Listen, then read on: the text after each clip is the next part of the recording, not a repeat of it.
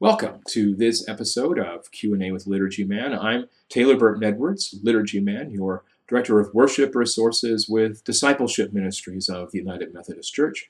I am your apportionment dollars at work to help you strengthen worship and the understanding of worship where you are.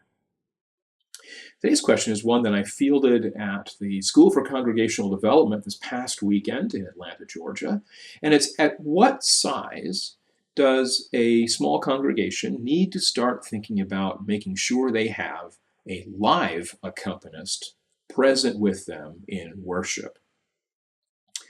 I consulted with my colleague, Jackson Henry, after providing an answer myself last weekend, and we actually both agree that the number to be thinking about is somewhere between 25 and 30 and then up. Well, I'm going to share a bit about why in a bit, but before I do that, I want to say this. There are plenty of traditions in Christian history and into this present day that don't have accompanists at all. They've got strong traditions of a cappella singing, and it's beautiful, and they do a fantastic job with it, and so in theory, you don't need an accompanist at all. In practice, most of us who are not part of those a cappella singing traditions, such as the Orthodox Church, certain Mennonite and Anabaptist groups, and the Churches of Christ, probably do need to have an accompanist present. And what Jackson and I both think is that that number where that starts to become critical is right around 25 to 30. So if you've reached 25 to 30 as your group size, you probably need to quit relying on accompaniment tapes and start bringing in a live accompanist to be with you. Now, why that number? Why specifically that number? Jackson will say that this is because once you're about 30, you're actually starting to look toward 50.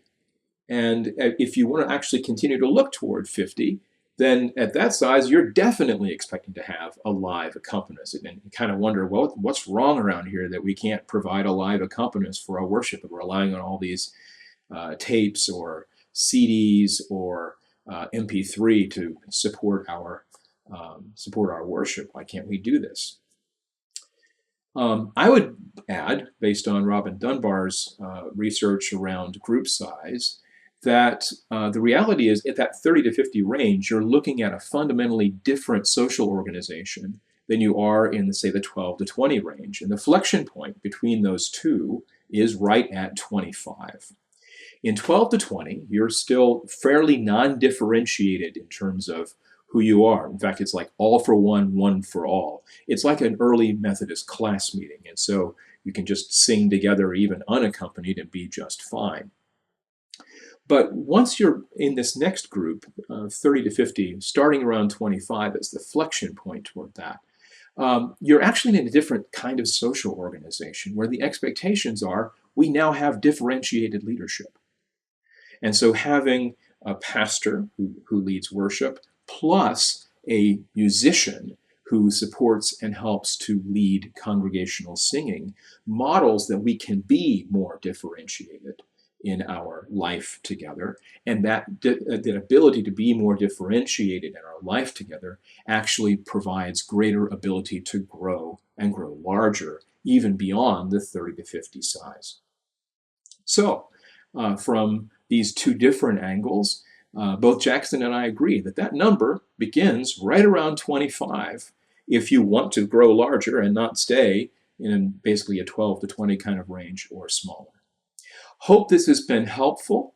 Remember, you can always contact me, worship@umcdiscipleship.org, through our UMC Worship Facebook group, or drop a line on this page, and perhaps your question or comment will become the basis of a future episode of Q&A with Liturgy Man.